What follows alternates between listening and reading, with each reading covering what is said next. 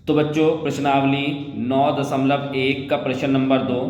आंधी आने से एक पेड़ टूट जाता है और टूटा हुआ भाग इस तरह मुड़ जाता है कि पेड़ का शिखर जमीन को छूने लगता है। यानी जो ऊपर से पेड़ टूटा, बीच में से पेड़ टूट गया और वो पेड़ जो है जमीन पर गिर गया। ठीक है। और वो कह रहा है कि इसके साथ 30 डिग्री का कोण बनाता है। तो जमीन पे गिरने के बाद वो जमीन से कितने डिग्री का कोण बनाता है? 30 डिग्री का। पेड़ के पाद बिंदु की दूरी, जहां पेड़ के शिखर जमीन को छूता है, यानी जहां पे पेड़ जमीन को छू जाता है वहां से लेके पेड़ तक की दूरी 8 मीटर है। तो वो कह रहा है पेड़ की ऊंचाई ज्ञात कीजिए। ठीक है बच्चों। तो बच्चों प्रश्न नंबर 2 का चित्र है। ये एक पूरा पेड़ है। तो एक पूरा पेड़ है ये, जिसकी ऊंचाई हमने कितनी ले ली? BD। ये B और D, ये पूरा पेड़ है। अब ये क्या हुआ बच्चों? आंधी आई तो ये पेड़ यहां से टूट गया और ये पूरा हिस्सा जमीन पे गिर गया। तो हमने इस पेड़ को दो हिस्से में बांट दिया। जहां से टूटा है वो हिस्सा जो जमीन पे गिर गया, इसे X मान रखा है, तो ये हिस्सा भी जमीन पे गिर गया, X हो गया, और इतना हिस्सा H हो गया। ठीक है। और ये जब जमीन पे गिरा तो ये जमीन से 30 डिग्री का आपका कोण बना रहा है।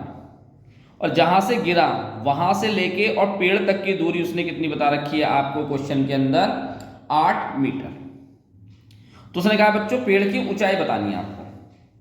तो अगर हमारे पास हम ये निकाल लें और ये निकाल लें, क्योंकि ये पूरा हिस्सा ऐसे करके आया है, तो अगर हम ये निकाल लेते हैं तो हमें इतने हिस्से की वैल्यू पता चल जाएगी, ये भी, और बाद में इन दोनों को जोड़ देंगे तो हमें पेड़ की ऊंचाई पता चल जाएगी।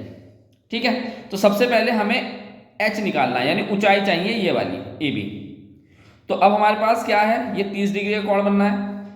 तो अभी मैंने बताया कि कोण के सामने की भुजा क्या होती है? लंब होती है। तो ये आधार हो गई। अब हमारे पास ऐसा कौन सा फॉर्मूला लगेगा साइन कॉस टेन के अंदर जिसमें लंब या आधार आ रहा हो? तो आपको एक चीज पता होगी, क्या? LAL और KKA, लाल बटे कक्का।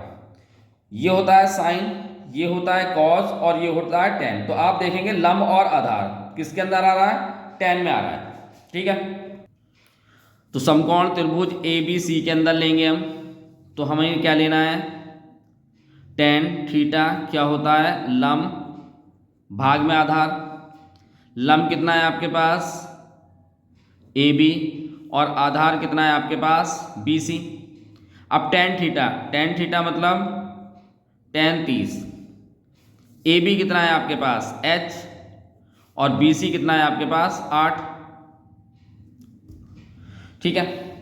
अब आपको टेन 30 की वैल्यू पता होनी चाहिए, क्या होगी? 1/√3 और H भाग में 8। हमें यहां से क्या निकालना है बच्चों? H निकालना है। तो इसकी इधर गुणा करेंगे तो ये इधर आ जाएगा। तो H बराबर कितना हो जाएगा हमारे पास? 8/√3। यहां तक बच्चों समझ में आ गया होगा आपको।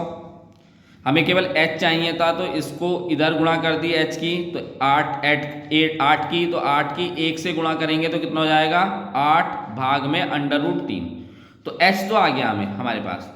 अब हमें ये हिस्सा और निकालना है, और बाद में इन दोनों को जोड़ देंगे तो हमें पेड़ की ऊंचाई पता चल जाएगी। तो अब हमारे पास बच्चों हमें क्या चाहिए? आधार और कर्ण। तो आधार और कर्ण, ये साइन है, ये कॉस है। आधार और कर्ण किसके अंदर आएगा? साइन और यानी कॉस के अंदर। ये कॉस है, तो हमें क्या लेना है?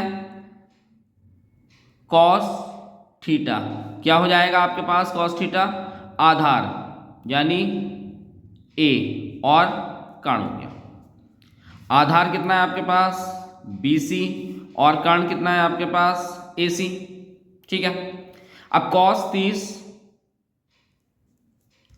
BC कितना है आपके पास? 8, और AC कितना है आपके पास? X। ठीक है। cos 30 का मान कितना होता है आपके पास? √3 भाग में 2 और 8 भाग में x। अब इसकी तिरछी गुणा कर लेंगे, तो इसकी इससे गुणा होगी, इसकी इससे गुणा होगी, तो ये कितना हो जाएगा? √3x, और 8 की इससे गुणा हो जाएगी कितना? 16। x बराबर कितना हो गया? 16 भाग में √3। ठीक है भाई, इधर x के साथ √3 है, गुणा हो रहा है तो इसको इधर ले लेंगे तो ये भाग में आ जाएगा। तो आपके पास x का मान भी आ गया और h का मान भी आ गया, यानी h और x दोनों आ गए आपके पास। तो हमें निकालना है बच्चों पेड़ की ऊंचाई। पेड़ की ऊंचाई मतलब BD। तो अब BD में क्या क्या आएगा बच्चों, AB प्लस के AD। AB कितना है आपके पास h, और AD कितना है आपके पास x। इतनी बात आ गई समझ में भाई। ये तो आपके पास h है और इतना हिस्सा कितना है आपके पास x है। तो h का मान कितना आया था बच्चों, 8√3, और x का मान कितना आया था, तो x आया आपके पास 16√3। ठीक है, अब आपको करना क्या है बच्चों, √3 देखेंगे अगर आप कॉमन आ सकता है तो √3 तो आप कॉमन ले लेंगे। ठीक, अब क्या होता है जब आप जो नीचे की वैल्यू है एक ही आ जाती है तो ऊपर का मान भी हम ऐसे के ऐसे ही लिख देते हैं जैसे लिखे हुए हैं, यानी यहाँ पे 8 ही आ जाएगा और यहाँ पे 16 आ जाएगा। क्यों, क्योंकि दोनों में से √3 कॉमन आ रहा है, इसे हमने ऐसे ले लिया और ऊपर के मान आपके ऐसे आ गए। अब 8 और 16 इन्हें जोड़ेंगे कितना आएगा, 24√3। लेकिन क्या होता है बच्चों, अंडर में कोई भी मान अंडर में भाग में नहीं छोड़ते हैं। तो हमें क्या करना पड़ेगा, अगर इसे हटाने के लिए √3 को हटाने के लिए हमें √3 से ऊपर नीचे गुणा कर देंगे, तो उससे क्या होगा, अंडर से अंडर हट जाएगा आपका। तो यहाँ पे हो गया आपके पास 24√3, और अंडर से गुणा होगी तो केवल 3 ही आएगा। 3 से आप इसे काट देंगे, 8 हो गया तो कितना होगा, 8√3। ये बच्चों आई आपकी प्रश्न नंबर 2 की पेड़ की ऊंचाई। ठीक है, क्वेश्चन अच्छा था बच्चों, समझ में आ गया होगा आपको, बोर्ड में पूछ लिया जाता है क्वेश्चन ये। अगले क्वेश्चन की तरफ चलते हैं।